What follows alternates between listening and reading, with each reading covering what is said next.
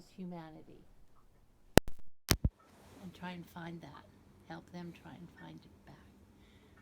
There's always a problem, though, as I said, in people who actually get off on it.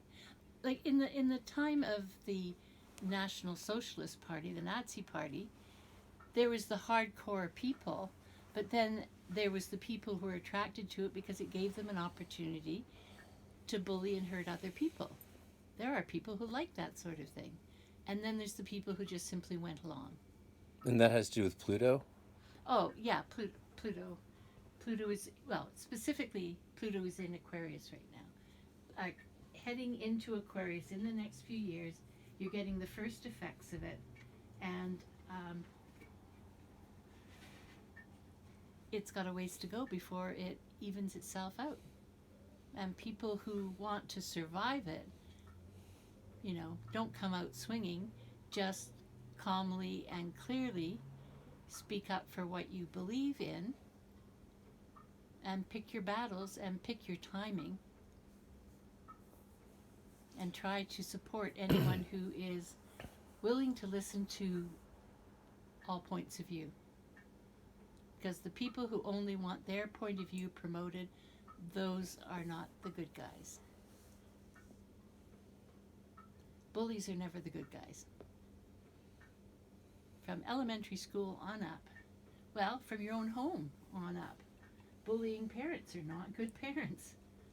Bullying friends aren't good friends. Bullying politicians. Bullying police. None of these guys are good guys. And one hopes they can be redeemed. As a human being, you might hope that they will come to recognize that although it takes a lot more time and energy to be calm and reasonable and talk things through with someone, that's the only thing that's going to get us through to the other side. And actually respect the rights of all the people. Well, I think that's why you see so many protests around the world right now, is because most people feel bullied by those in control.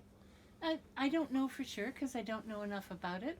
You do have to watch out, like the protests that we had here on the coast, the west coast, down through the States. Some of those were people who liked conflict.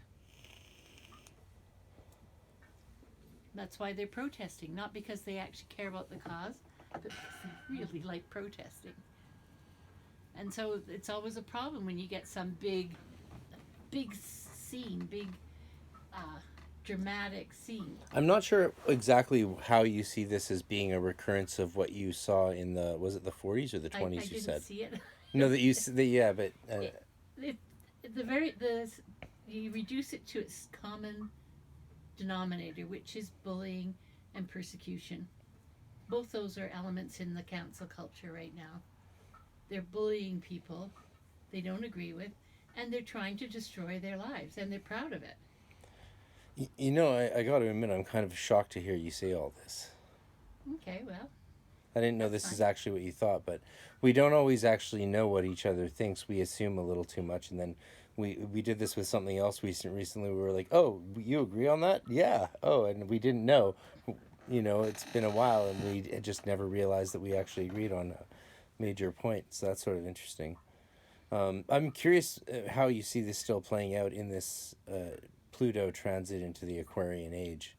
Well, as I've said, ultimately these transits, they begin with one attitude and then they work themselves through, and whatever we come through at the end of the transit, which is not for about 20 years anyway, that's where we're going to settle. So I'm not going to be here for it. I can't predict for sure. One hopes that people who believe in love and light and respecting the rights of others and treating people with kindness and love, all those positive, more highly evolved values, that those people will win the day. We've had times in history when those guys don't win the day for a very long time. And we hope that they will win through again. And there are times when people have to absolutely go to the mattresses. But you have to decide that for yourself. What would And- you say is the planetary force that would be best invoked during this transitional period of turmoil? If Okay, you've been through the would Golden want Dawn, so something you sextile. you've been through the Golden Dawn, so you understand Golden Dawn ritual formats from elemental to planetary magical work and invocation. Like, what sort of stuff would you think magicians might do to help themselves equilibrate through this Well, time? you want to anything that softens Saturn. So Saturn rules both Capricorn and Aquarius. Aquarius has that secondary rulership of Uranus, which in some ways helps it get out of the messes it's in, and also will sometimes, it'll bring the revolution.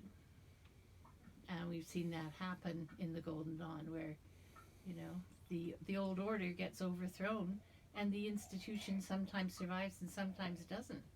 If there's not enough flexibility when the revolution hits, whatever is they're revolting against can die. So what? But in terms of, to answer your question, you don't want to do anything opposite. You don't want to do anything square. So you want to go to, you're going to look for, I'd want to give it more thought, but obviously you want to go to the sextiles, which would be,